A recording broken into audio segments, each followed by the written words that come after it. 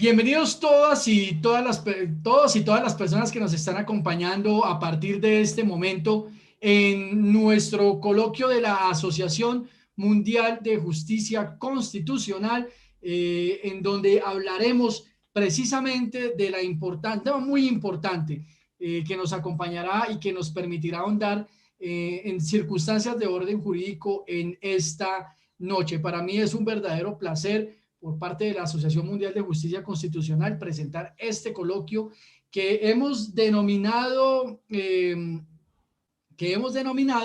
a 10 años de la reforma constitucional de derechos humanos en México. México, sin duda alguna, es un país que como un referente del derecho es importantísimo y que hoy queremos exaltar precisamente a partir de estos primeros 10 años que, aparte, que nuestros expositores el día de hoy nos darán y nos brindarán la posibilidad de entender en qué consistió esta reforma, si ha servido, si no ha servido y qué más detalles de orden jurídico debemos tener en cuenta. Para mí es un verdadero placer hoy desde Colombia poder saludar a estos grandes juristas que nos acompañan esta noche para interpretar y conocer más de la historia precisamente de los derechos humanos en México. A partir de ese momento concederé la palabra entonces al doctor Alfonso Jaime Martínez Lascano, quien será el moderador del presente evento y nos llevará precisamente por tierras mexicanas a conocer de estos temas junto con nuestros otros abogados de cabecera. El doctor Alfonso Martínez es doctor en Derecho Público, profesor investigador de la Universidad Autónoma de Chiapas, miembro del Sistema Nacional de Investigadores, vicepresidente de investigaciones de la Asociación Mundial de Justicia Constitucional, presidente del Colegio de Abogados Procesalistas y director de la revista jurídica Primera Instancia. De esta manera, doctor Alfonso, me permito concederle la palabra y para mí es un verdadero placer que usted nos acompañe esta noche en la Asociación Mundial de Justicia Constitucional. A partir de este momento el auditorio es todo suyo y muchas gracias y éxitos en esta presentación. Muchas gracias por la presentación, doctor Harold. La verdad es un honor estar participando en este panel sobre 10 años de la reforma constitucional en materia de derechos humanos en México y contar con prestigiados colegas, prestigiados investigadores, profesores, inclusive esta tarde-noche tenemos la oportunidad de contar con profesores del norte del país, profesoras de la Universidad de Nuevo León, Autónoma de Nuevo León, de la Universidad de Guadalajara y de la UNAM, la Universidad Nacional Autónoma de México, y su servidor que está en la Universidad Autónoma de Chiapas. Es decir, vamos a hacer un recorrido de norte a sur. En este interesante panel quiero agradecer a los organizadores, a la doctora Diana, a nuestro presidente, el doctor Andrés Velandia Canosa, que siempre en temas tan importantes de el derecho constitucional y del derecho procesal constitucional está impulsando. Para iniciar, vamos a presentar a nuestra primera panelista, quien nos hablará sobre un aspecto, cada uno de ellos, referente a lo que consideran, de acuerdo con sus líneas de investigación, que ha sido esta reforma que ya rápidamente ha cumplido 10 años. Y me refiero a la doctora Rosa María Díaz López. Ella es licenciada en Derecho por la Facultad de Derecho de la Universidad Nacional Autónoma de México. Es maestra en Derecho por la misma casa de estudio y también doctora en Derecho por la misma. Su área de investigación comprende las ciencias jurídicas y derecho con un enfoque del derecho procesal constitucional, derechos humanos, derecho fiscal, métodos alternativos de solución de controversias, derecho energético y sustentabilidad. Cuenta con estudios de maestría en la Universidad Nottingham y ha sido profesora de la Université de Lyon en Francia, investigadora del Sistema Nacional de Investigadores, es titular, investigador del Centro de Investigaciones de Tecnología Jurídica y Demonología de la Universidad Autónoma de Nuevo León. Es, podríamos decir, es autora de diversos ensayos, coautora de varios libros y, desde luego, autora de muchos textos que ya hacen trascendencia en la cultura jurídica mexicana. Doctora Rosa María Díaz López, bienvenida a este foro. Le damos el uso de la voz.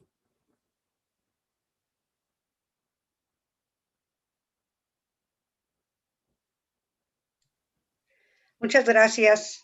Muchas gracias. Pues primeramente debo de darle muy cumplidas gracias a mi querido maestro, amigo, colega, a el doctor Alfonso Martínez Lascano, quien me invitó a este importantísimo evento.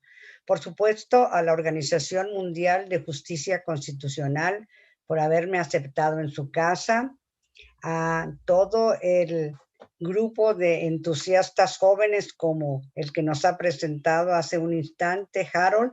Realmente la juventud impera nuevamente con ese entusiasmo, con ese ímpetu que nos hace a los que tenemos unos añitos mayores que usted, pero poquitos, o sea, revertirnos y volvernos juveniles. Muchas gracias por estar presente. A mis colegas, a Hugo Carrasco Soblé, de quien debo decirle que tengo un muy especial afecto, pues por quien es usted, pero además por su padre, don Hugo Carrasco, que fue mi compañero magistrado de hace unas décadas en el Tribunal Federal de Justicia Administrativa, y hemos compartido muchos foros desde México y en toda la República Mexicana. Hace no más de un mes estuve con él en otro congreso. Realmente le decía yo, oye, Hugo, qué gusto verte y tener a tu hijo en muchos otros foros. Dijo, sí, a uno los padres nos da un inmenso júbilo que nuestros hijos estén destacando. Y yo le dije, no tan solo destacan, a lo mejor te superan, mi querido. Dijo, sí. Entonces, de veras, Hugo, un placer estar contigo. O sea, por tu padre y por ti mismo. También al maestro Jesús Becerra, otro compañero que quisiera yo conocerlo más, pero bueno, lo he visto en estos congresos. José de Jesús Becerra Ramírez, también un gran colega y un conocedor de estos temas. Realmente el que lleva la batuta en todo esto, yo creo que el bueno de Alfonso Martínez Lascano no duerme, porque siempre tiene eventos 1, 2, 3, 4, 5, 6 y siempre de extraordinaria calidad. Muchas gracias nuevamente, Alfonso, por haberme invitado. Bueno, queridos colegas y compañeros, hablar de los derechos humanos es un tema por demás impenetrable, y es un tema que a todos nos acoge, nos ayuda, y los que estamos interesados en este tema nos da un especial júbilo platicar de los mismos. Decíamos que estamos en presencia de 10 años, apenas 10 años de la presentación de este gran derecho humano.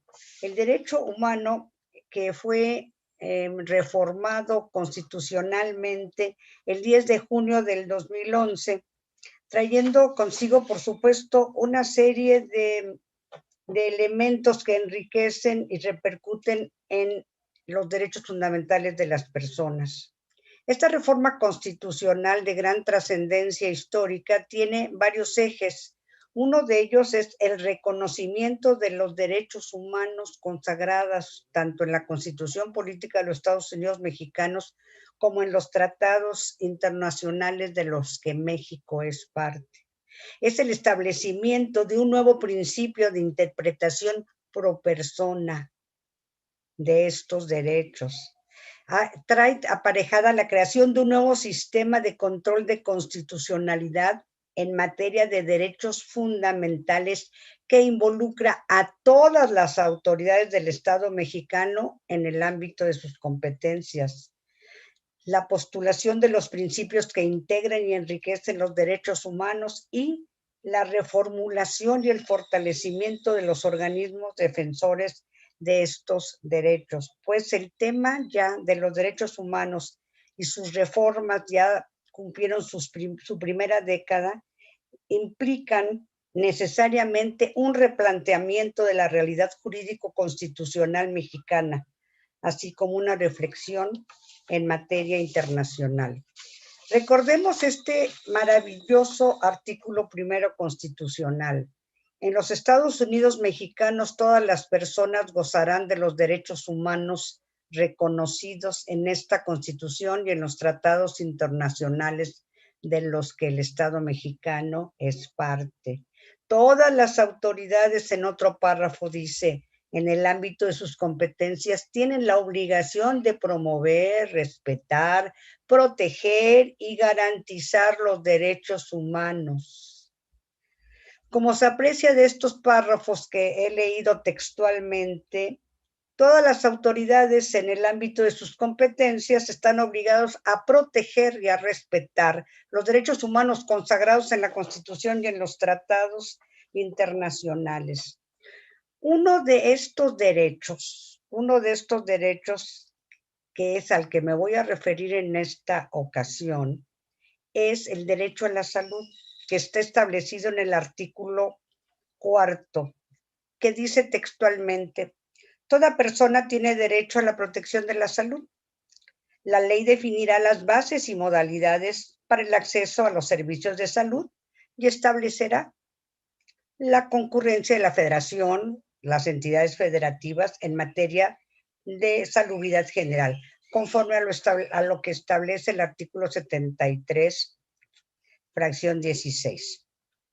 El párrafo cuarto el párrafo cuarto del artículo 4 constitucional garantiza el derecho a la protección de la salud de toda persona. ¿Pero qué es el derecho a la protección de la salud? Bueno, este derecho ha estado establecido y conceptualizado en el mundo nacional e internacional. Por ejemplo, el artículo 12.1 del Pacto Internacional de Derechos Económicos, Sociales y Culturales y Ambientales se refiere a que el derecho a la protección de la salud, mencionando el disfrute del más alto nivel posible de bienestar, no solamente físico, sino también mental. Más adelante, en términos muy similares, el protocolo de San Salvador se refiere al disfrute del más alto nivel de bienestar físico, mental y social. En México, la Ley General de Salud exige garantizar un estado de bienestar físico y mental a la persona.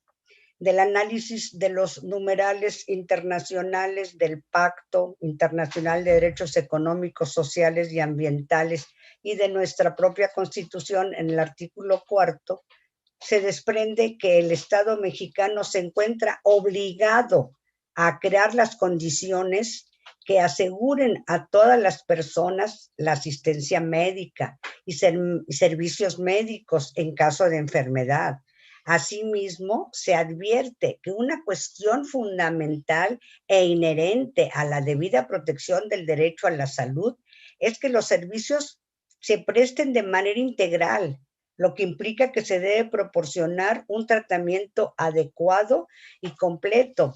Más adelante, la Organización Mundial de la Salud dice, bueno, pero también el derecho a la protección de la salud no solamente es la no afección de enfermedades, no solo al bienestar físico, al mental y al social, también está acompañado, aderezado por otros derechos fundamentales que están unidos indiscutiblemente. Me refiero a el derecho a tener un agua potable y accesible, me refiero a la alimentación, a la vivienda, a la educación y al medio ambiente. Si todos estos derechos que están uno tras otro unidos indiscutiblemente para que una persona pueda considerarse que tiene una salud integral, debe estar compuesta por los derechos que lo circulan, como acabo de decir. No hay salud si no hay agua, no hay salud si no hay vivienda, no hay salud si no hay higiene, no hay salud si no haya un medio ambiente sano. Entonces, si la Organización Mundial de la Salud tiene que haber todo esto para poder considerarse que una persona es verdaderamente una persona a la que se le está respetando este derecho a la protección de la salud.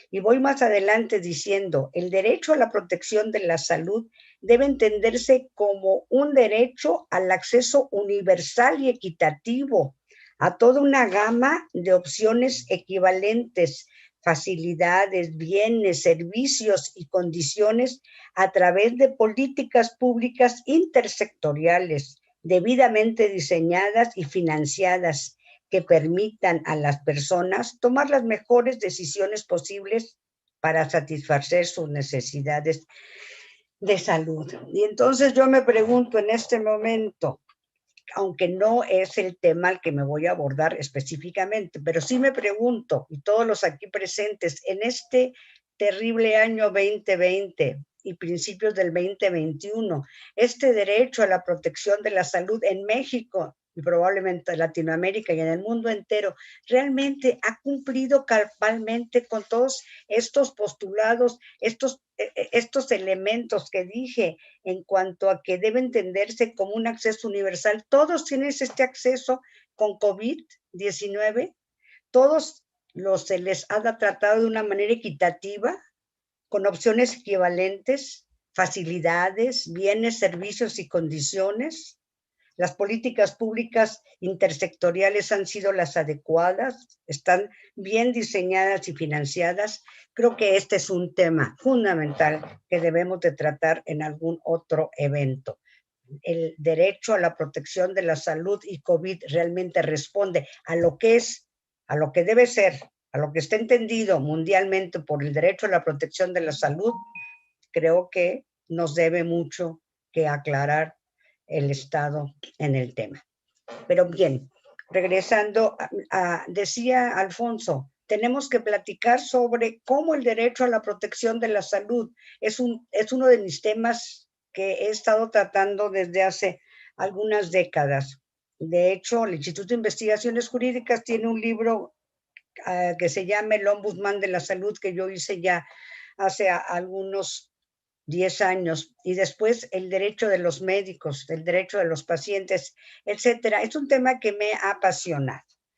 Y les voy a decir además porque en los últimos, actualmente soy, como decía mi amigo cuando me presentó, yo soy investigadora del SNI y aparte soy profesora e investigadora de la Universidad Autónoma de Nuevo León, pero antes fui la directora y la comisionada jurídica de arbitraje médico a nivel nacional y a nivel estatal.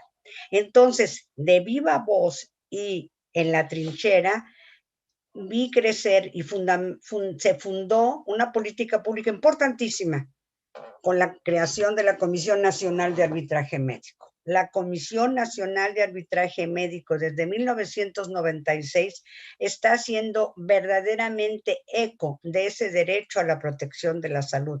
Y me explico por qué. Bueno, porque esta comisión, de entre sus múltiples facultades, la principal por la creación, ¿por qué se creó?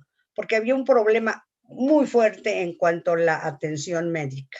Entonces, ¿quién iba a ocuparse de las quejas de toda la sociedad mexicana? Bueno, vamos a crear una comisión.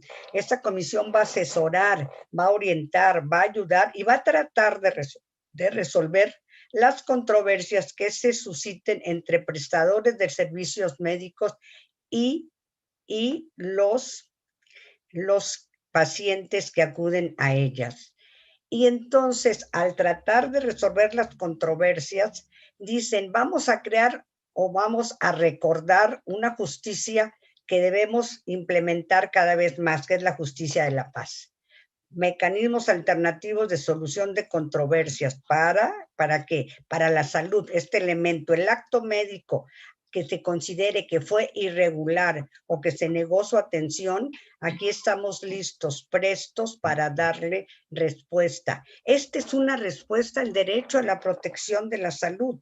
Ahora sí, vamos a resolver estas controversias que por años y en litigios gigantescos y de años a través de tribunales penales, a través de tribunales civiles, a través de las contralorías de las instituciones de salud no se resolvían, pues ahora sí vamos a tratar de resolverlas como a través de una justicia pronta para cumplir con los postulados constitucionales. Y sí, fíjense ustedes que en estos años en los que yo fui partícipe de esta política pública, se estableció estos mecanismos y les aseguro que realmente estas formas de solucionar las controversias, los conflictos en materia de salud de una manera amigable a través de la mediación y de la conciliación se hicieron verdaderamente efectivos.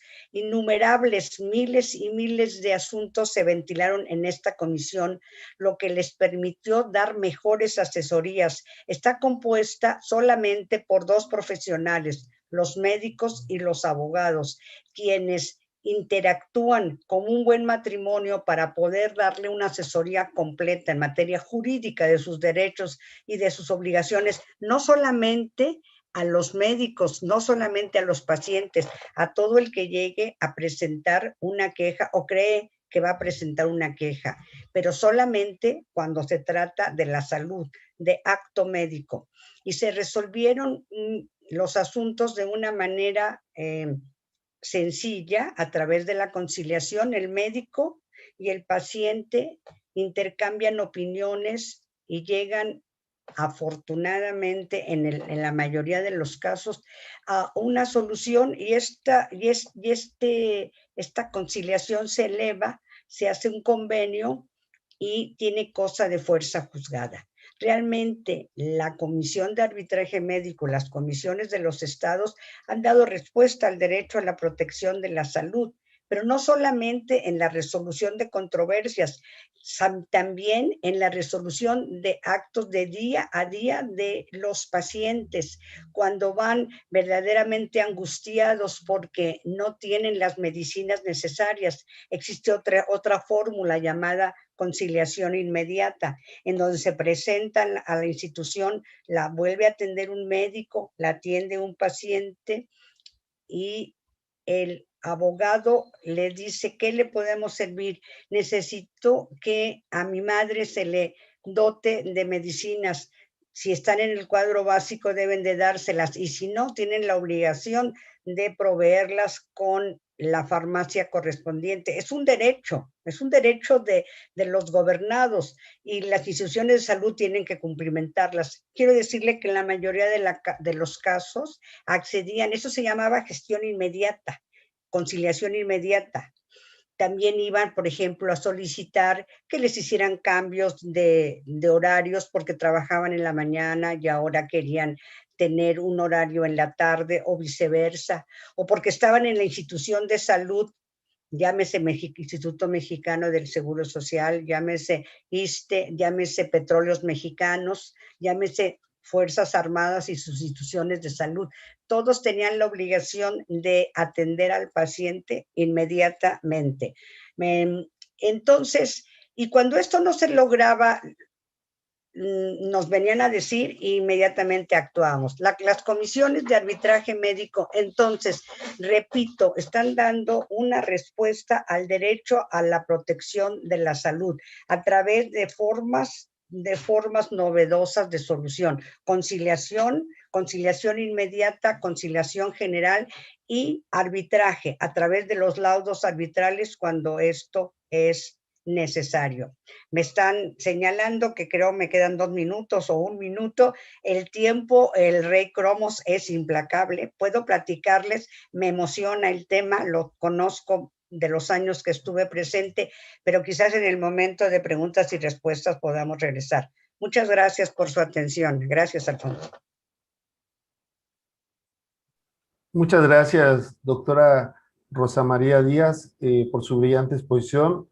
Es importante ver que los principios que se establecen en la Constitución, en la reforma del hace 10 años, establecen los principios de interdependencia e indivisibilidad, que es lo que usted ha planteado como la necesidad de que no solamente se garantice en abstracto el derecho a la salud, sino que implican otro tipo de derechos que también están en la Constitución mexicana, como el derecho a la alimentación, el derecho al agua potable, etcétera, el derecho a una vivienda digna, que son derechos que podríamos decir que pertenecen a los derechos económicos, sociales y ambientales que es interesante porque también ese mismo artículo primero, como usted empezó a hablar respecto de las observaciones generales, nos abre la puerta para crear una constitución abierta, porque no solamente son derechos humanos los que están plasmados en la Constitución, sino también en los tratados internacionales, lo que se ha conocido como el bloque de constitucionalidad. Muchas gracias, doctora Rosa María. Y ahora geográficamente, vamos a bajar a la parte, bueno, a bajar iba a decir al Bajío, pero es una parte del Bajío, un gran estado, Jalisco, la capital Guadalajara, una de las ciudades más importantes y hermosas de nuestro país, igual que Monterrey, que estuvimos hace rato con la representante doctora Rosa María. Ahora vamos a platicar con nuestro querido amigo investigador, destacado profesor, el doctor Jesús Becerra. El doctor José de Jesús Becerra Ramírez es profesor e investigador titular de la Universidad de Guadalajara, miembro del Sistema Nacional de Investigadores del CONACYT, maestro en Derecho en Estudios Avanzados en Derechos Humanos por el Instituto de Derechos Humanos Bartolomé de las Casas de la Universidad Carlos III de Madrid, licenciatura en Derechos Humanos por la Universidad de Guadalajara, cuenta con diversas publicaciones nacionales y extranjeras entre libros, revistas en temas de derechos humanos, entre los que destacan el constitucionalismo ante los instrumentos de derechos fundamentales, editorial Ara Ubijus de México-Perú en el 2011. El constitucionalismo ante el control de convencionalidad, su debate actual, editorial Porrúa. El derecho internacional de los derechos humanos, también de la misma casa editorial. Ha sido ponente en diversos congresos internacionales de derecho en Italia, en Cuba, en Chile, en España, en Colombia, en Brasil, en Argentina, entre otros países. Actualmente se desempeña como consejero del Consejo de la Judicatura del Poder Judicial del Estado de Jalisco. Doctor Jesús Becerra, bienvenido a este foro de los mexicanos, los más representativos quisimos invitar y pues tú eres el idóneo. Adelante, por favor. Bienvenido y gracias por estar aquí en este coloquio sobre 10 años de la reforma a los derechos humanos. Adelante. Muchas gracias, estimado doctor Alfonso Jaime Martínez Lascano, jurista entusiasta de foros a nivel nacional e internacional y que con gusto nos sumamos a sus iniciativas, máxime con compañeros ahora, ponentes de esta mesa a la distancia, con la doctora Rosa María, que previamente la escuchamos con atención, distinguida jurista, ahora radical en el norte del país, el doctor Hugo Carrasco, con quien también ya hemos coincidido en foros de esta naturaleza, que me honra y me distingue estar con ustedes participando, y un saludo también a la distancia a Harold Cárdenas, de la Asociación Mundial de Justicia Constitucional, que tuvo a bien iniciar y también convocar este foro,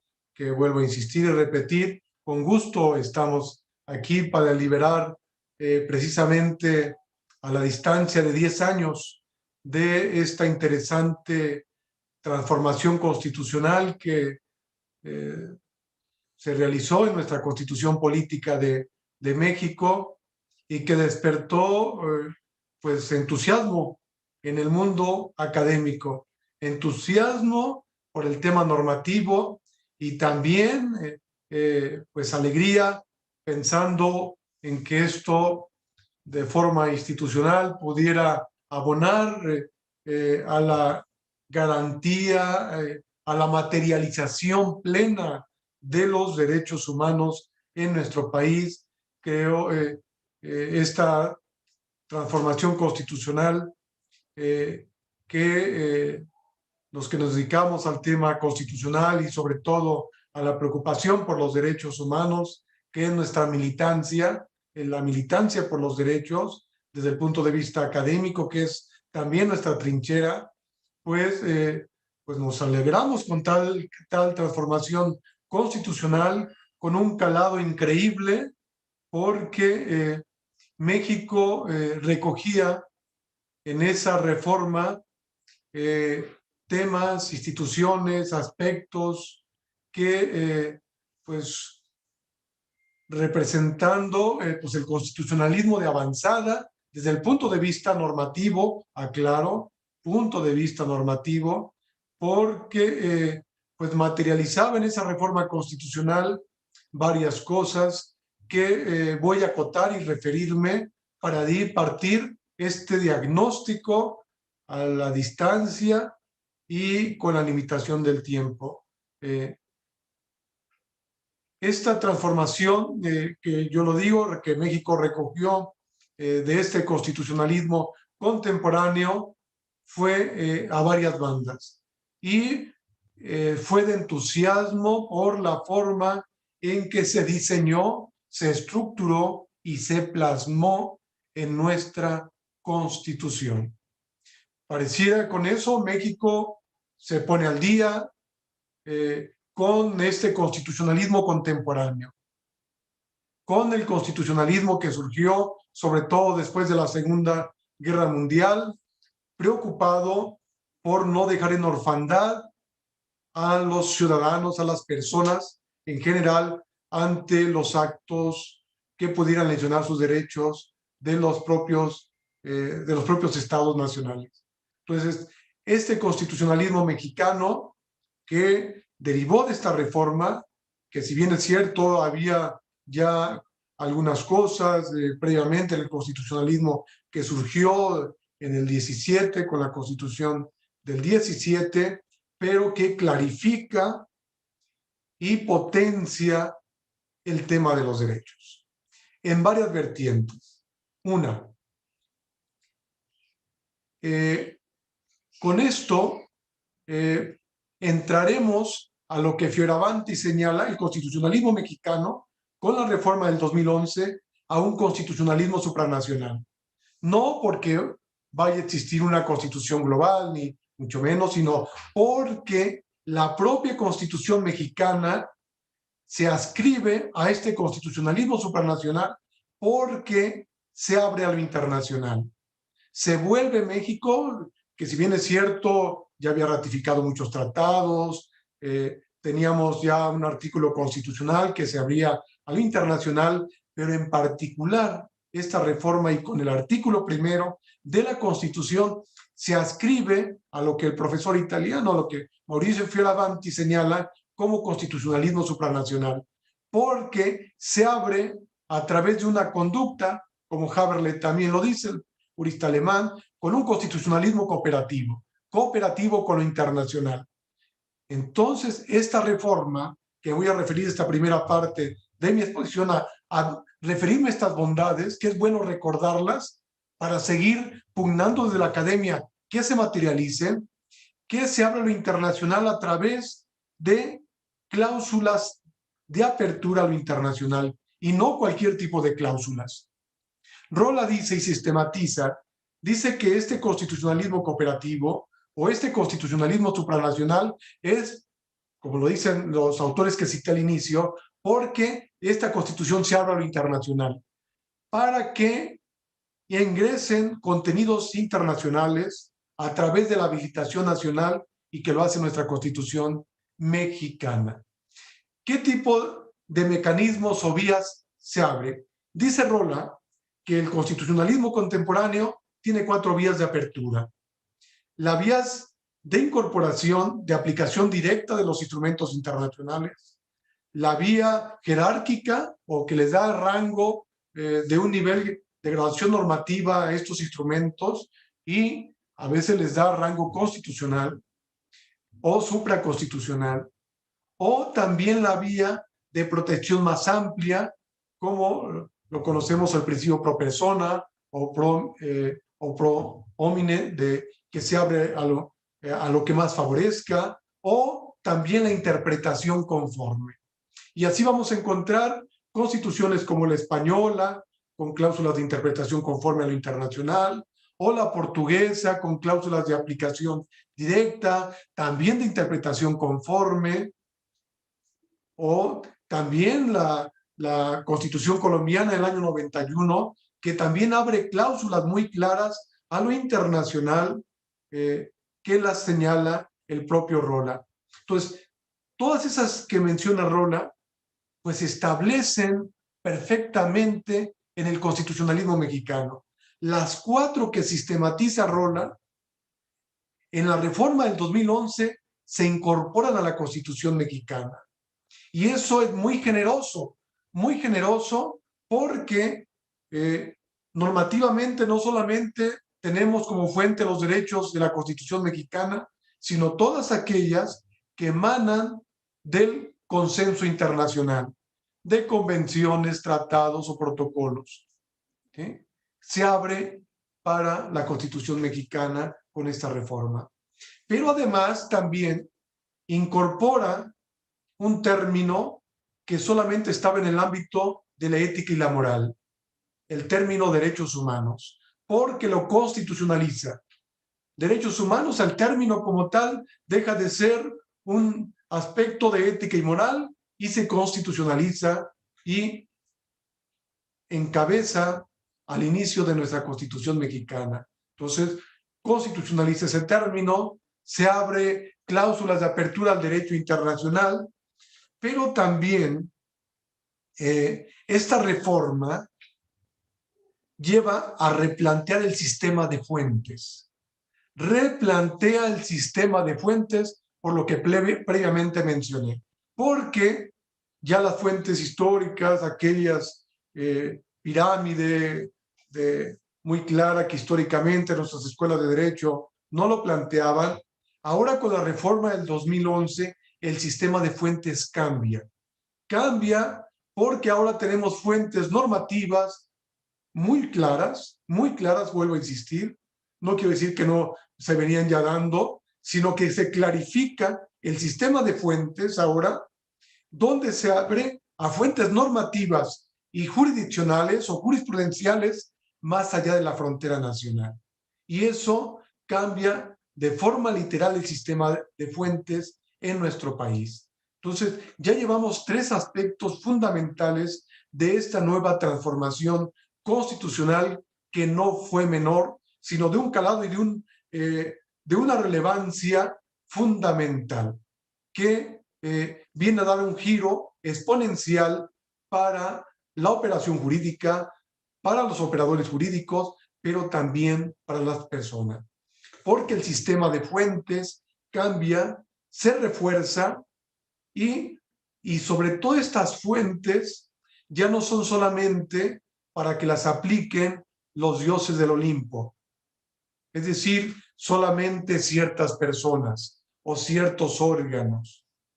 Esto para mí es fundamental digerir y seguir insistiendo, no importa que se vuelva a la mejor o tal vez repetitivo. Y ahorita voy a decir por qué voy a insistir en esto y estoy insistiendo en esto de repetir que este sistema de fuentes debe ya de estar destinado, y está destinado no por un capricho de nosotros como académicos, sino por una disposición constitucional. Porque este sistema de fuentes y este tipo de mandatos imperativos que nuestra Constitución lo hace con este nuevo constitucionalismo cooperativo o supranacional, como le pudiéramos denominar, obliga y mandata a toda autoridad. A toda autoridad. Este sistema de fuentes, vuelvo a repetir, ya no es para un grupo de ilustrados o para los dioses del Olimpo, con un monopolio de interpretación de la Constitución. Esto veríamos normativamente como una democratización de la interpretación, pero también de la aplicación constitucional.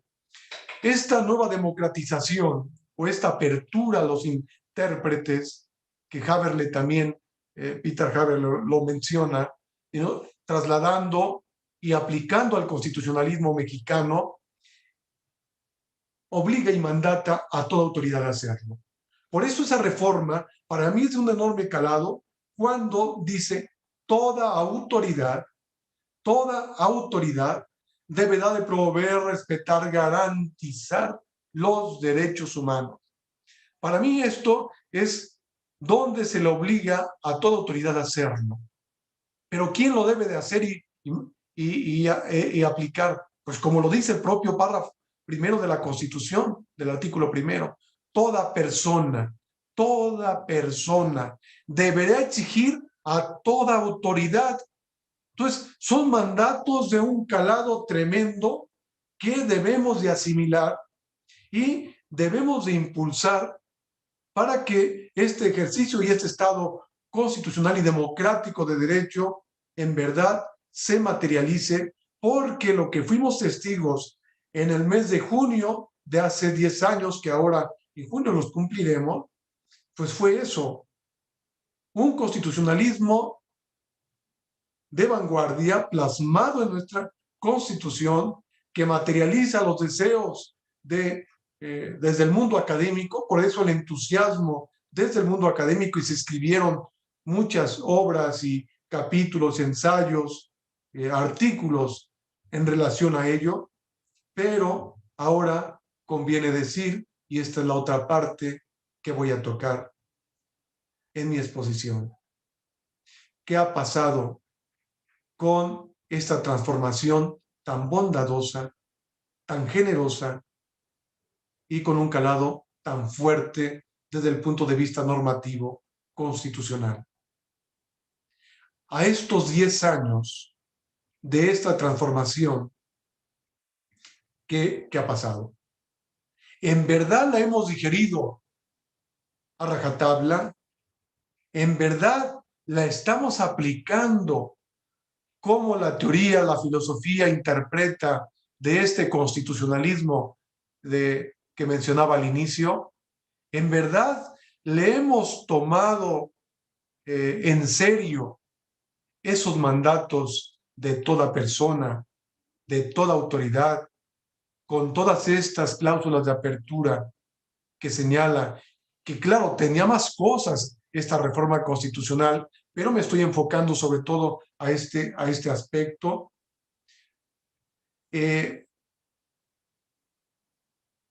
Creo que conviene aquí invocar a Bobbio, a Norberto Bobbio, para decir, a ver, en su famosa obra El tiempo de los derechos,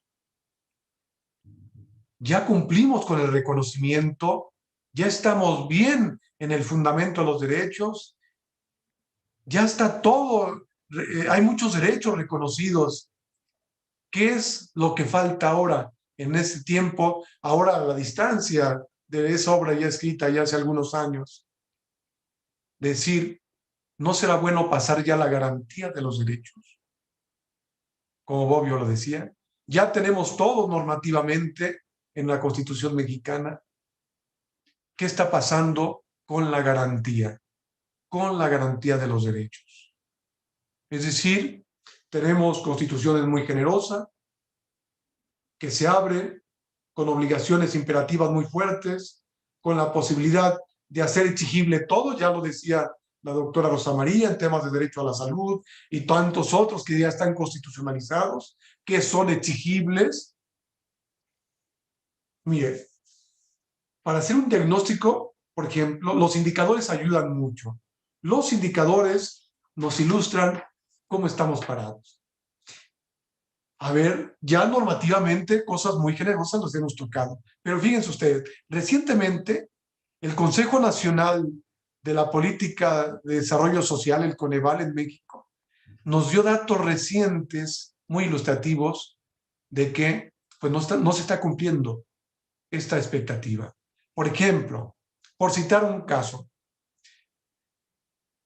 según el Coneval, 9.3 millones de personas se encuentran en situación de pobreza extrema. ¿Qué significa? Que los derechos sociales, económicos y culturales, pues hay una deuda tremenda. De igual manera, 52.4 millones de personas se encuentran en situación de pobreza. que representa el 41% de la población en México, no es cosa menor. Sin contar lo que está pasando con la pandemia actual, que esto se está disparando de forma exponencial. Por ejemplo, 21 millones de personas, es decir, casi el 17% de la población en México, se encuentra con rezago educativo. 20 millones, sin llegar a la pandemia aún, carecen de acceso a los servicios de salud. Eso es preocupante. 71 millones de personas en México carecen de acceso a la seguridad social. Fíjense nada más. 25 millones de personas tienen problemas de acceso a los alimentos.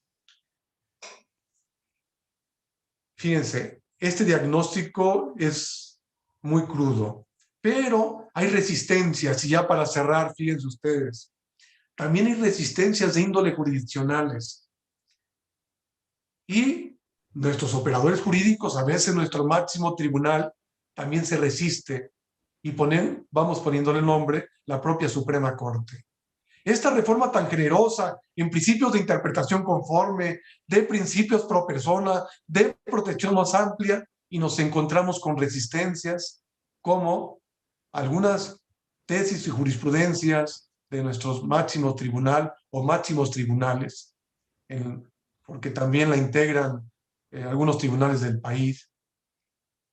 Está imperando el ámbito de proteger la soberanía nacional en el sentido clásico, de imperar las restricciones a los derechos humanos, de incluso decir que no se puede ponderar derechos. Fíjense ustedes nada más, jurisprudencia y tesis de nuestros tribunales en México que dice, si ya hay una restricción a la Constitución mexicana, a un derecho en la Constitución, no puedes ponderar derechos, no puedes ponderar literalmente.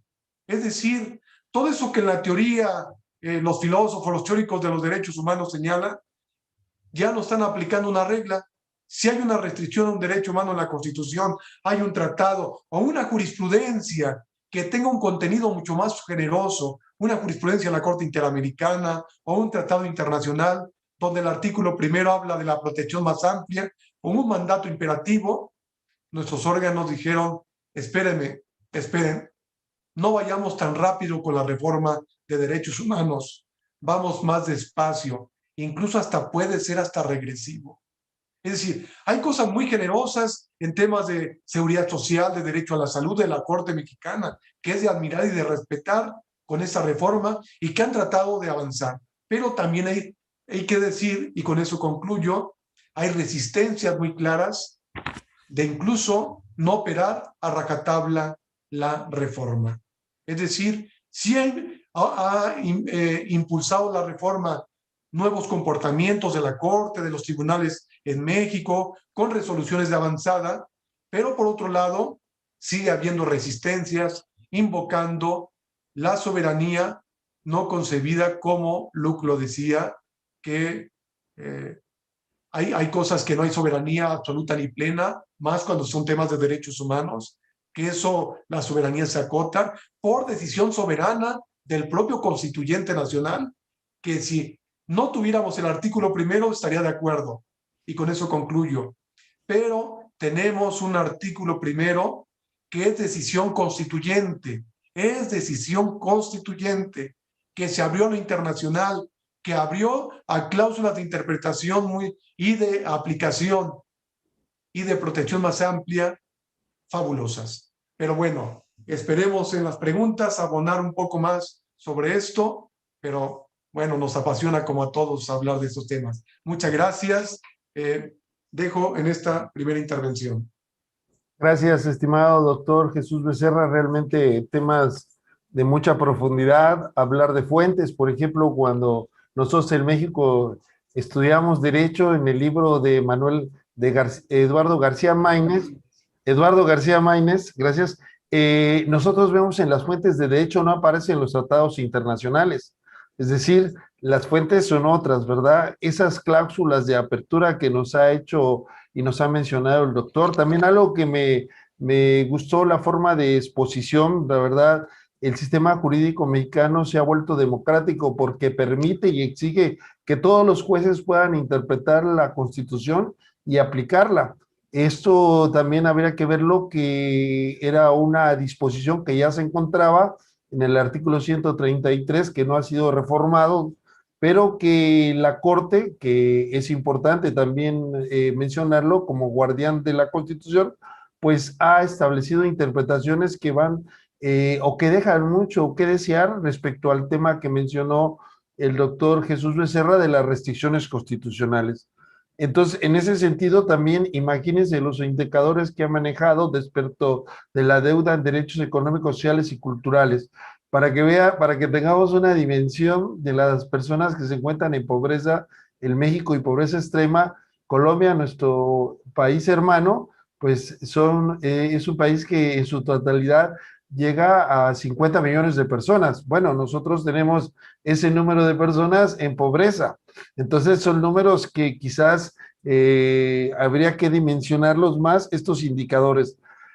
Habría que ver si estamos transitando de una aspiración utópica o si realmente en estos 10 años podemos empezar a caminar hacia adelante y no como lo dice el doctor Jesús Becerra, poder ver alguna resistencia, inclusive pasos hacia atrás. Bueno, muy interesante exposición. Felicidades, doctor Jesús Becerra, como siempre, apasionado y apasionante su discurso. Bueno, ahora vamos a ir al centro del país, a nuestra capital, a México, a la Ciudad de México, con el doctor Hugo Carrasco Solé, un compañero realmente de muchas actividades académicas conjuntas. Él es profesor en la Universidad Nacional Autónoma de México, en la Facultad de Derecho, es articulista, ha sido coordinador de diversas obras, autor de un libro que ya es un libro de texto en la propia Universidad Nacional Autónoma de México, Derecho Procesal Civil. Se ha destacado principalmente en las áreas del derecho a la protección de la salud, y él es una persona que aparte pertenece al Colegio de Abogados Procesalistas Latinoamericanos, al Colegio Nacional de Profesores de Derecho Procesal del doctor Cipriano Gómez Lara, y es el director en México de la Asociación Mundial de Justicia Constitucional. Bienvenido, querido amigo, colega, doctor Hugo Carrasco Solé. Adelante, por favor. Bueno, antes que nada, quiero agradecer las bondadosas palabras con las que me han recibido, no solamente al mencionar algunas actividades que he realizado por parte de Alfonso, sino por parte de la doctora Rosa María Díaz. Le agradezco mucho sus palabras y se las haré llegar a mi papá. También es un orgullo, bueno, pues estar aquí con usted y saber que durante muchos años han estado trabajando en distintas trincheras ya ahora, pero que en algún momento fueron compañeros en el tribunal. Le agradezco mucho. Y bueno, pues tanto a Jesús como a Harold, agradecerles también el poder estar aquí con ustedes. No sé si me puedas permitir hacer una presentación, si me das la posibilidad de compartir una presentación.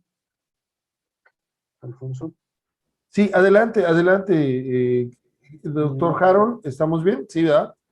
Adelante, ahí donde dice compartir, por favor.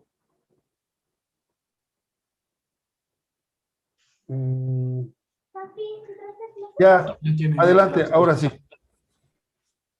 Ahora sí, doctor, ya usted puede compartir. Perfecto. No sé si ya vean mi pantalla. Sí, muy bien, formalismos procesales, adelante. Perfecto, bueno, yo en realidad me voy a referir a la reforma constitucional que se ha dado respecto a los formalismos procesales en el artículo 17 constitucional. Sin embargo, antes de entrar de lleno a esa materia en específico, también me gustaría abonar en ese recorrido de pasos que han mencionado tanto Jesús como la doctora Rosa María, en el sentido de los avances que hemos tenido de hace 10 años a la fecha en materia de Derechos Humanos. Creo que es muy importante poner sobre la mesa que a partir de esa reforma se da la exigibilidad de los derechos humanos a partir de la reinterpretación del texto constitucional en el artículo 1. Esto es muy importante mencionar, la reinterpretación, porque esto quiere decir que antes también pugnábamos por los derechos humanos, había una forma diferente de visualizarlo, ahorita acaban de mencionar las propias fuentes del derecho y demás, pero bueno, hay una reinterpretación. ¿Qué nos trae esa reinterpretación? Bueno, problemas derivados, por ejemplo, del desconocimiento de cómo aplicar el control de convencionalidad. No se diga el control difuso de convencionalidad, pero el control de convencionalidad, al venir esa reinterpretación de los derechos humanos, también viene este desconocimiento y que hemos ido construyendo durante esta década la forma de llevar este control de convencionalidad y de cómo poderlo manifestar en nuestro sistema jurídico mexicano. También, como ya lo mencionó la doctora Rosa María, la reforma al artículo 4 constitucional en materia de salud se debe de destacar indudablemente en relación al tema del bienestar, es una reforma reciente. Los avances en materia de equidad de género también me parece que es de resaltarse, y la reforma que establece la obligatoriedad de la educación superior.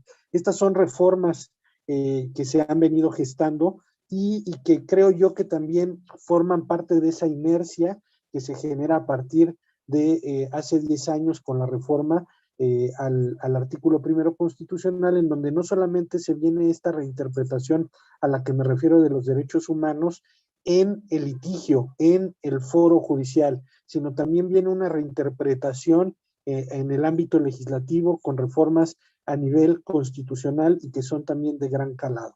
También es muy importante qué decir de la forma en que durante estos 10 años se ha interpretado la incorporación de la democracia, entendida ya no solo como el hecho de poder votar y ser votado, sino también, como lo estabas mencionando, Alfonso, el poder que tienen los jueces de interpretar las normas.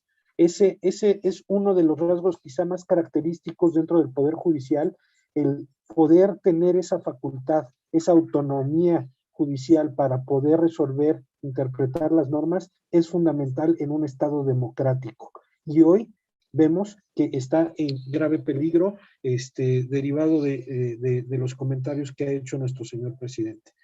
Bueno, pues me voy a referir ahora a el tema de los formalismos procesales, que a mí me atrajo la atención dentro de todo este mundo o universo de temas que podíamos tocar, hablando de una década de operación de derechos humanos como la conocemos de acuerdo a esa reforma al artículo 1 constitucional.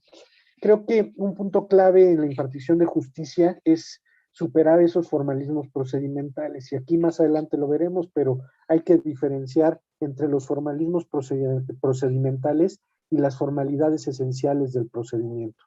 La reforma constitucional a la que me estoy refiriendo data del 15 de septiembre de 2017 y ha querido resaltar, me parece, de manera adecuada, esta diferencia entre los formalismos procedimentales, dejando desde luego bien resguardada la parte de las formalidades esenciales del procedimiento. Son dos cosas totalmente diferentes. Este mandato constitucional, al igual que el del artículo 1 constitucional, abarca todas las autoridades que imparten justicia. Desde una perspectiva material y sustantiva, los jueces deben contribuir para que los juicios sean más accesibles y menos técnicos. Recuerden también que constitucionalmente tenemos la premisa de que debemos de contar con una justicia pronta y expedita. La resolución de una controversia no podemos dejarlo a un lado, implica siempre la interpretación y la aplicación de normas, tanto sustantivas como procesales. En algunos casos, la Administración de Justicia, en algunos casos, ha mostrado predilección por aspectos objetivos y se aleja poco a poco de los estudios de fondo. Hemos visto muchas veces que hay sentencias en donde se tiene la verdad sobre la mesa y por ciertos formalismos no se puede llegar a concretar adecuadamente. El ciudadano se topa en el proceso con requisitos, trámites o formas que debe de ir sorteando a manera de una carrera con obstáculos muchas veces inesperados. Aquí recuerdo yo, en algún momento, cuando yo estaba estudiando la carrera, le preguntaba a mi papá sobre precisamente, estaba estudiando la carrera y me tocó en el mismo semestre estudiar dos materias sumamente técnicas, el amparo y fiscal, sumamente técnicas, y de verdad cuando uno está estudiando se puede embelezar con esos tecnicismos y decir, bueno, voy a ser el mejor abogado por aprenderme todos estos tecnicismos y recursos, impugnaciones, procedimientos. Y le comenté a mi papá qué es lo que estaba yo aprendiendo y que me fascinaba el tema de los tecnicismos. Y, oh sorpresa, me dijo, fíjate que un buen abogado, y deberíamos de pugnar por tener no tantos laberintos jurídicos. Entre más laberintos jurídicos hay, más tecnicismos jurídicos hay, menos justicia habrá para la sociedad. Entonces, también aquí es muy importante pues valorar ese tipo de comentarios en el sentido de que debemos de pugnar por ciencia jurídica, porque haya tecnicismos, porque se desarrolle la técnica jurídica, la técnica legislativa, la técnica judicial adecuadamente. Pero ¿de qué nos servían sentencias kilométricas de 300 páginas en donde había transcripciones, había menciones y un vocabulario que el justiciable no entendía?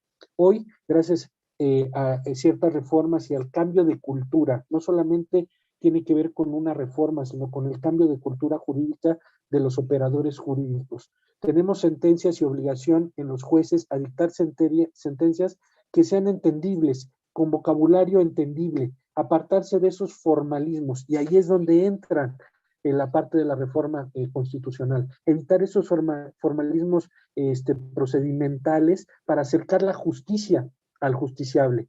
De nada me sirve tener una sentencia que solamente puedan entender los abogados. Las sentencias las tienen que entender los justiciables, deben de entenderlas y comprenderlas. Y me parece que, por ejemplo, cuando tenemos reformas procedimentales en materia civil, en donde el juez tiene la obligación de pronunciar la sentencia en frente del justiciable, eso es muy importante, porque eso compromete al que está haciendo justicia en dar los elementos adecuados para que el que está recibiendo la sentencia la pueda comprender y la pueda cumplir adecuadamente. También es importante mencionar que una desatención de quien promueve o de una interpretación rigorista puede generar un desechamiento de demanda o un sobreseimiento que, si bien son decisiones que dan salida a un asunto, y por ejemplo en la estructura jurisdiccional se podrá decir, pues entraron 100 asuntos y salieron 90, pero sería muy desafortunado encontrar que esos 90 que salieron fue por una cuestión de un formalismo procedimental, en donde, si bien es cierto, se concluye el expediente, no se soluciona el conflicto. Y si no se soluciona el conflicto, no estamos abonando a que en la sociedad haya una justicia y haya una paz, que es muy necesaria. El culto excesivo por las formas nos lleva precisamente a los formalismos procedimentales. Y estos formalismos procedimentales no solamente hay que evaluarlos desde el punto de vista jurisdiccional, es decir, cuando los órganos aplican las normas, sino también hay que detectar esos formalismos procedimentales cuando son o cuando están en la obra del legislador, cuando se diseñan las normas procesales. Es muy importante poderlas detectar para poderlas atacar. Y hoy que tenemos un esquema diferente en donde se pueden reinterpretar las normas y los derechos humanos pueden darnos acceso a esa justicia y evitar esos formalismos procedimentales, es muy importante utilizar. Aquí voy a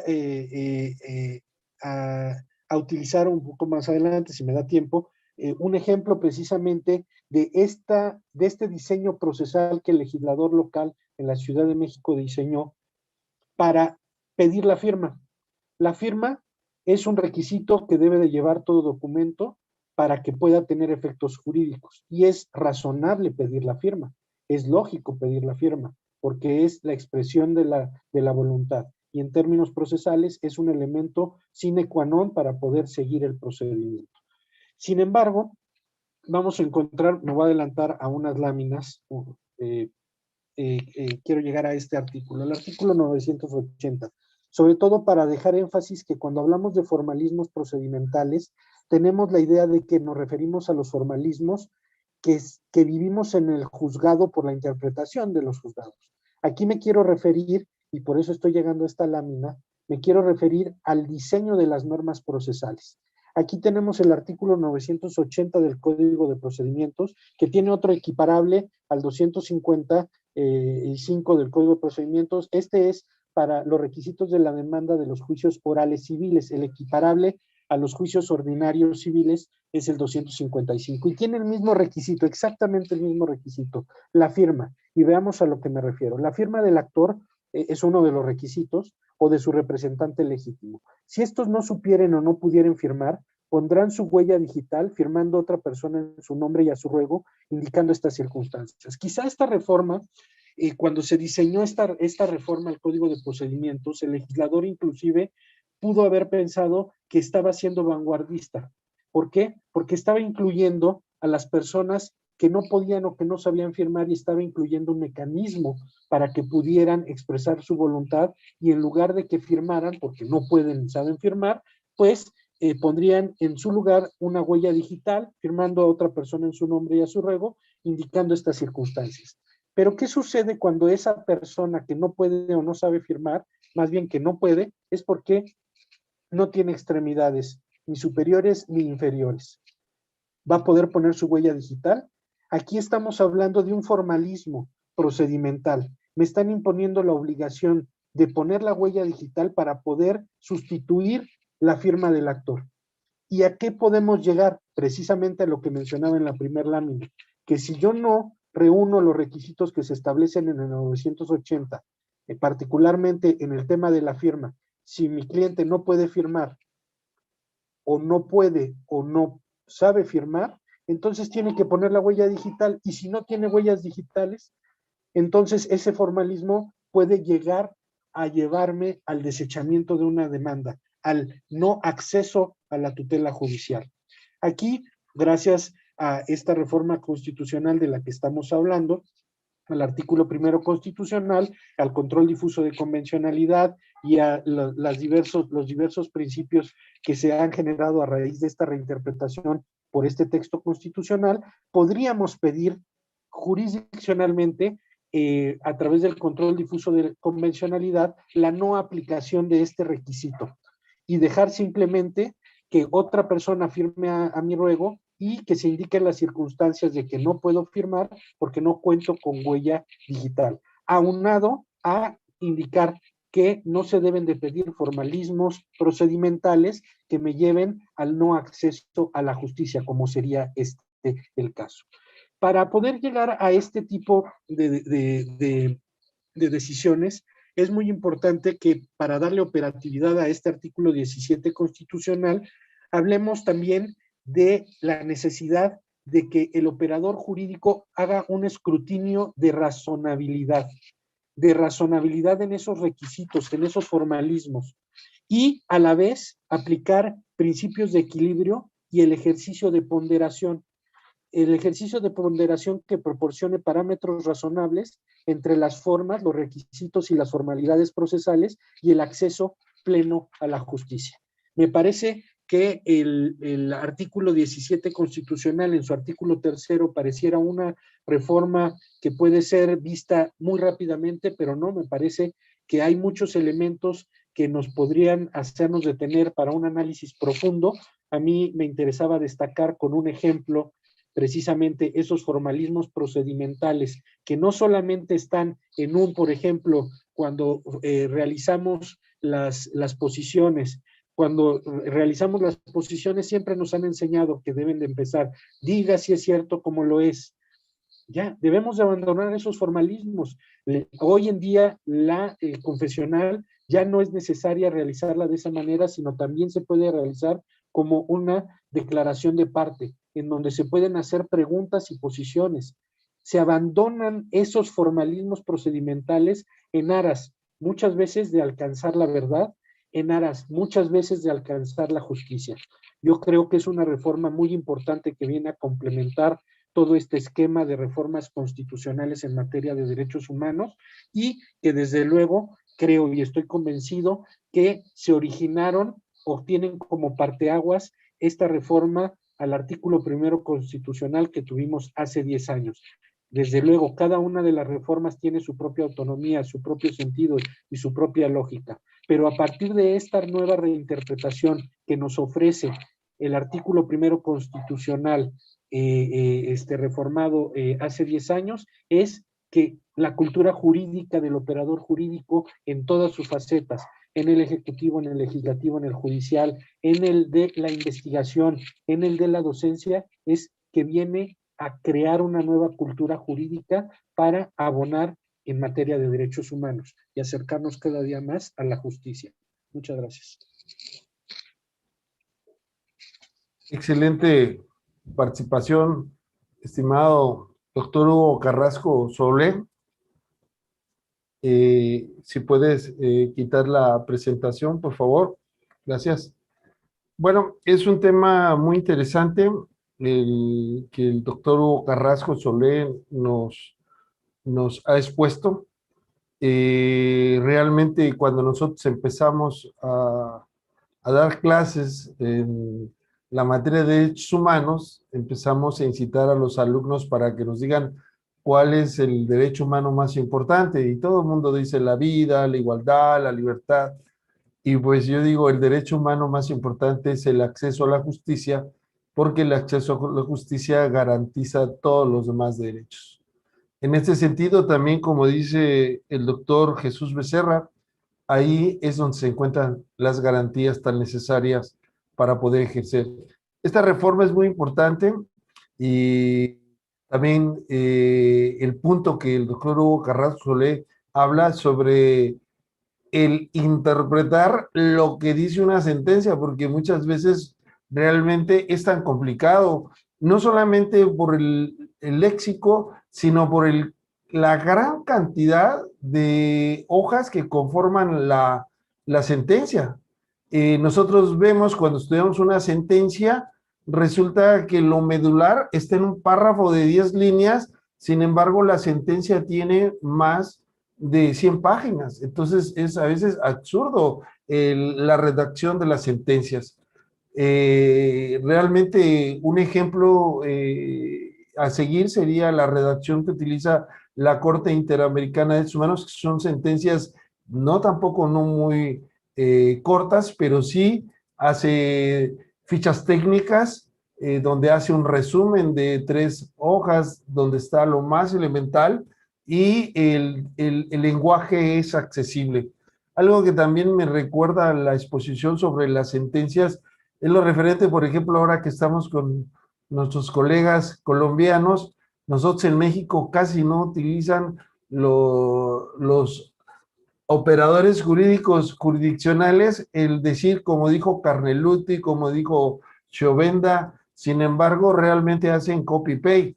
Y yo recuerdo en una ocasión leyendo una sentencia del Tribunal Constitucional colombiano que pues citaban la obra de Octavio Paz del laberinto en la oscuridad. Entonces, Octavio Paz era un poeta mexicano que obtuvo el Premio Nobel de Literatura, y pues era interesante ver cómo el aspecto humano se plantaba en esa sentencia. Algo que también es importante es lo que se refiere a la prueba confesional, como bien el doctor Hugo Carrasco Solé le dice. De hecho, la prueba confesional, que es de origen español, nosotros podemos ver que en España desde el año 2000 la ley de enjuiciamiento española lo ha erradicado esa prueba por lo absurdo y formalista que es. Inclusive cuando hubo una reforma a los juicios orales mercantiles, la reforma inicialmente había proscrito esa prueba y no pasaron 3 meses y la volvieron a incluir. Entonces, en ese sentido, sí requerimos que el procedimiento cumpla las finalidades. Creo que la frase de el medio justifica el fin justifica los medios es muy importante en materia jurisdiccional, porque los medios tienen que servir para llegar a la justicia, como bien nos lo dice el doctor Hugo Carrasco Solé. Bueno, hemos llegado a la parte de conclusiones. Yo voy a dejar una pregunta a los 3 panelistas. La pregunta de los 64,000 pesos.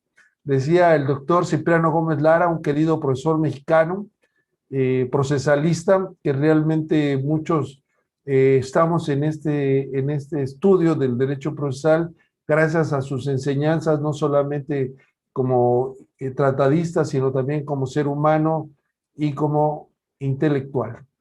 Y decía el doctor Cipriano Gómez Lara que había que estudiar el derecho desde 3 planos conceptuales. Uno era el paraíso de los conceptos, de ahí nos iríamos al purgatorio de las normas, y por último los abogados tenemos que aterrizar en el infierno de la realidad.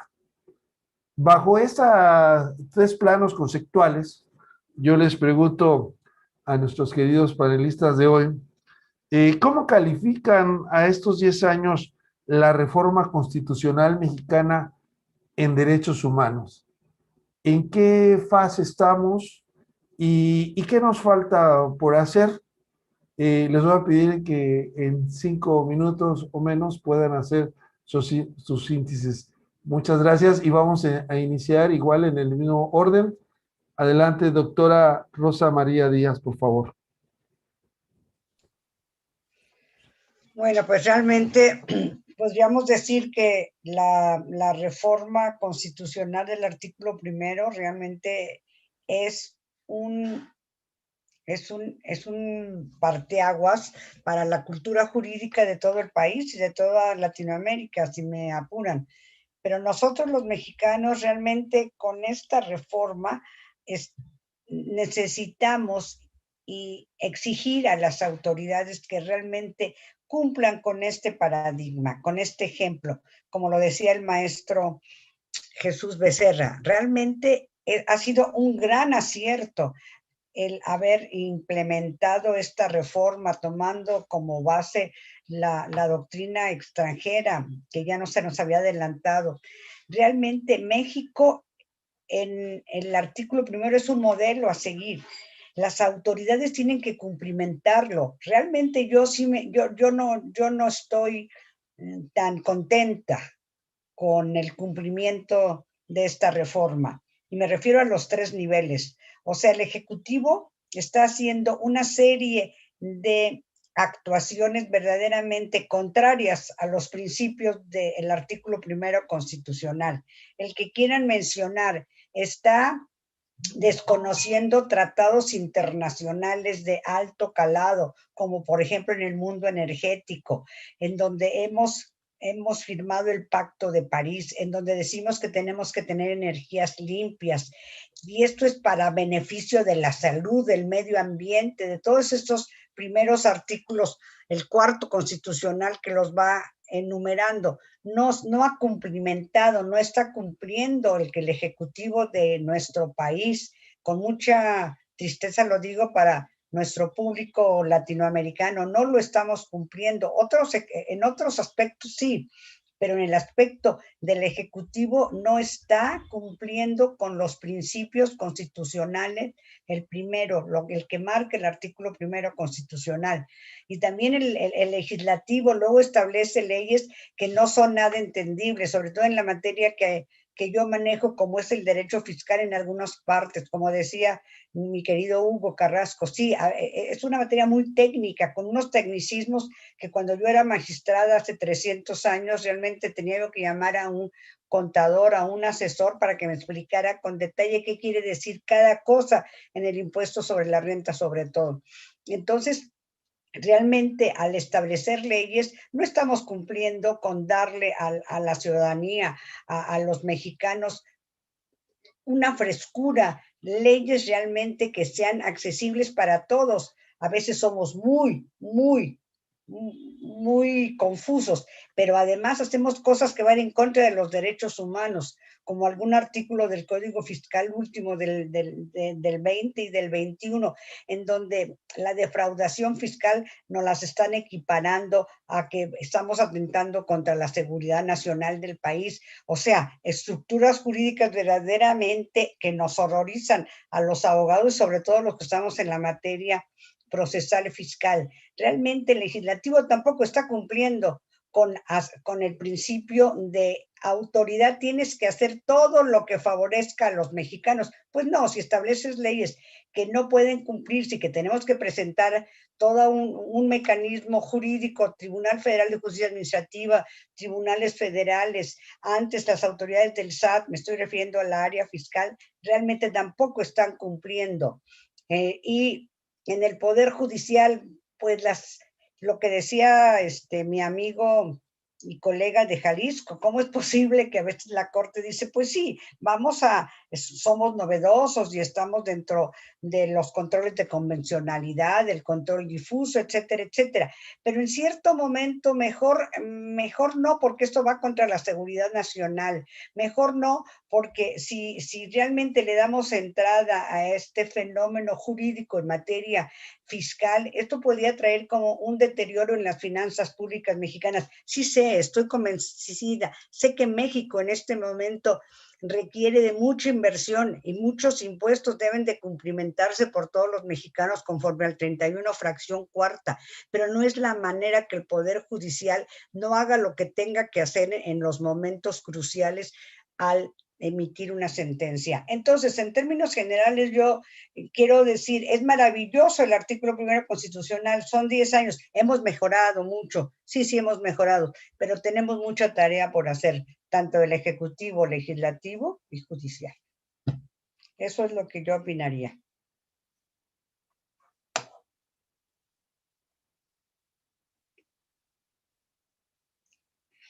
Sí, doctor Jesús Becerra, por favor. Gracias, doctora Rosa María. Con todo gusto, doctor Martínez Lascano. Pues creo que el reto es mayúsculo. Nos encontramos con una constitución de avanzada en cuanto a lo planteado normativamente, con instituciones, con mandatos que nos llevarían a estar no solamente al día en materia normativa, sino también en materia de garantía. Pero ahí es el problema. Ya le cité las cifras en mi exposición, que son cifras preocupantes, donde gran cantidad de personas en nuestro país no tienen asegurado la garantía del derecho a la salud, del derecho a los alimentos, de la seguridad social. Es decir, a 10 años esta reforma en la garantía no se ha avanzado mucho.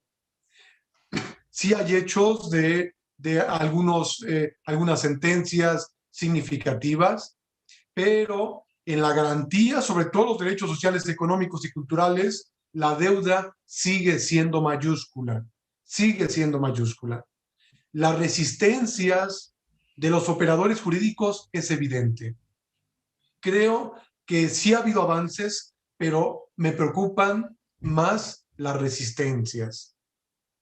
Eso que normativamente ya no existiera duda de lo que tiene que hacer nuestra Suprema Corte, de los tribunales federales, de los tribunales de los estados, pero en la práctica seguimos aferrados al viejo legalismo, aquello que Ferrajoli plantea como el paleopositivismo jurídico, aferrados a una sola fuente, que yo no digo, está bien, hay que aferrarnos a la ley, pero tenemos ya otras fuentes normativas, tanto nacionales como supranacionales, y que nos vinculan y nos obligan, nos mandatan. Entonces, ¿qué hacer ante este escenario de no cumplimiento de la reforma, de no operación cabal de la reforma?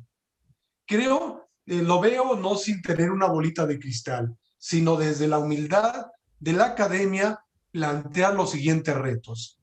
Primero, nosotros como universitarios, ¿qué tenemos que hacer? Pues esto que nos convocó Harold hoy, desde Colombia, de México, el maestro, el doctor Lascano, con las atinadas aportaciones de la doctora Rosa María y del doctor Hugo, es hacer eso, que esta reforma termine de asimilarse. Es decir, tenemos que desmenuzar párrafo por párrafo, palabra por palabra, de esta reforma constitucional y decir, esto teóricamente se está operando así a nivel internacional, esto se entiende así. Tenemos que debatir aún más, aunque pareciera ya trillado la reforma del artículo primero, sobre todo, aunque no fue el único, fueron varios artículos, de que se asimile el por qué la interpretación conforme, de por qué el principio pro homine pro persona, para superar el tema de las restricciones de la Constitución. Tenemos que enseñar a la sociedad y deliberar que lo que se decidió fue una decisión constituyente, soberana, y que no se está violando la soberanía cuando invocamos el principio pro homine pro persona, porque fue decisión soberana su establecimiento. Entonces, lo primero tenemos que hacer énfasis en que la enseñanza no debe ser excesivamente formalista y no debe ser acrítica. La enseñanza debe ser crítica y combatir el viejo formalismo que ya de alguna manera en la práctica también nos decía el doctor Hugo Carrasco. El gran problema de nosotros y en algunas latitudes de nuestra América Latina es eso, que duramos muchos años con el formalismo jurídico y con la enseñanza crítica y que poco debatíamos. Tenemos que empezar a replantear, cambiar nuestra forma de la enseñanza, porque más de 100 años o que tenemos con las escuelas de derecho, tenemos que modificarla. Y otra, tenemos que exigir a los operadores jurídicos, y bien lo decíamos, no es excluyente de la jurisdicción, no es exclusivo de la jurisdicción. Cuando la Constitución dice toda autoridad, el mandato es para todos, y los intérpretes somos todos, como dice Haberle. En una democracia deliberativa, los intérpretes constitucionales somos todos, los profesores, los alumnos, pero sobre todo el operador jurídico. Que los jueces ordinarios deben de dar el salto hacia adelante para implementar este nuevo constitucionalismo. No es privativo de un solo órgano. Este constitucionalismo está abierto a todos los intérpretes. Eso en el tema de la jurisdicción, pero también la legislación. La legislación tiene que mejorar su sentido de producción normativa, no dejar cosas abstractas, indeterminadas, o el cúmulo de antinomias que se están presentando por desconocimiento del nuevo sistema constitucional. Por eso implica el ejercicio presupuestal equilibrado, de no prevalecer solamente unos derechos sobre perjuicio de otros. Las políticas de presupuesto deben ser igualitarias. De ahí la enorme responsabilidad de los poderes legislativos, no se digan los ejecutivos, porque estas nuevas constituciones le asignan un poder muy fuerte para la materialización de los derechos. Incluso con eso concluyo. Recientemente, Ferrayol en un libro sobre iura paria decía, ya le corresponde simultáneamente al Poder Ejecutivo y Legislativo, alejados de la división de poderes, porque deben compartir el materializar los derechos, sobre todo los derechos sociales, económicos y culturales. ¿Qué significa? Que el viejo esquema de división de poderes está obsoleto para materializar los derechos. Debe de haber diálogo y colaboración y no división. Entonces, esto implica muchas cosas que tenemos que analizar y también el sistema de la responsabilidad entre los particulares, también los poderes extrainstitucionales, cómo vamos a controlar eso que está fuera de control ahora. Las grandes empresas contaminantes de aguas, de ríos, de aire. Entonces, con esto concluyo, solamente invitar a la reflexión, a analizar lo que en verdad tenemos y que no lo vayamos a perder. Porque lo que tenemos ahora es algo fabuloso y tenemos que valorarlo. Que no nos pase, y ahora sí concluyo, lo prometo, como lo decía Stefano Rodota, cuando desaparecieron la Gioconda del Museo Francés en París. Sí, nadie se había enterado que ahí existía cuando a principios del siglo XX se la robaron. Nadie se enteró, sino hasta la ausencia, que tenían un documento de gran valor, digo, una obra de gran valor, hasta cuando se extravió no la recuperaron. Pero fíjense, no tenemos que esperar a las ausencias de operar esa Constitución para después lamentarnos de este aparato jurídico tan importante que tenemos. Hay que operarlo. Muchas gracias. Gracias, doctor Jesús Becerra. Adelante, por favor, doctor Hugo Carrasco. Bueno, pues a mí mi conclusión o esta parte del cierre me gustaría llevarlo no sobre reflexiones de lo que hoy nos trae aquí, el hablar sobre estos 10 años con motivo de esta reforma, sino quizá tomar precisamente lo que dice Jesús, que no tengamos el problema de darnos cuenta de que puede desaparecer. Lo que tenemos hoy ya lo tenemos, ya lo construimos. Yo el reto donde lo veo es que estos 10 años, quizá un poco más, pero nos estamos refiriendo a esta etapa, el reto fue una etapa de construcción, una etapa de creación. Para mí, hoy, en estos momentos, el reto es que nos vamos a enfrentar o nos estamos enfrentando a una etapa de destrucción jurídica. Todo lo que hemos montado, no solamente me refiero a estos 10 años, sino mucho tiempo más atrás, pero con motivo de este coloquio son de estos 10 años. Todo lo que hemos montado durante 10 años, construido, interpretado, construido, edificado, está en riesgo. Está en riesgo porque hoy ponen en entredicho el tema del equilibrio de los poderes, está en entredicho la autonomía de las instituciones, esas instituciones autónomas que hemos creado, la independencia judicial. Hoy todos estos temas entran en una etapa en donde ya no estamos en una etapa ascendente de construcción jurídica. Estamos, desafortunadamente, en una etapa y eso ofrece retos diferentes.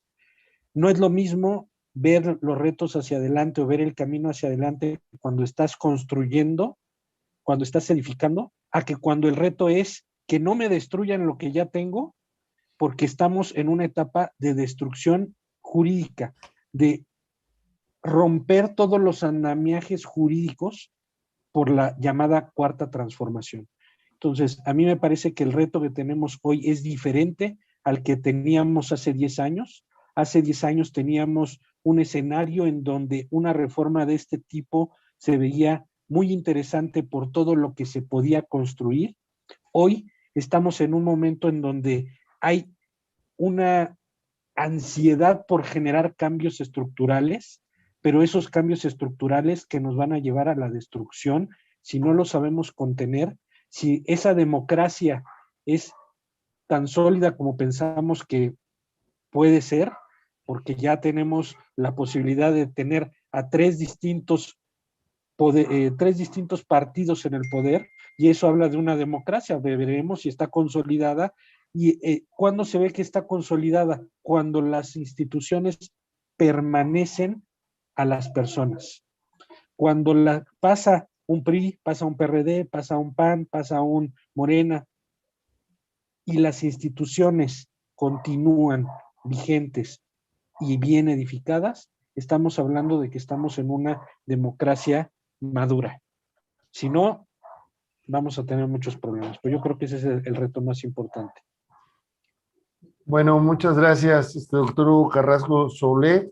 Después de las exposiciones tan nutritivas jurídicamente hablando, yo podría decir que estamos en un cambio, bueno, todo está cambiando, lo único que no cambia es que todo cambia, pero también tenemos que pensar que ahora estamos obligados a pensar.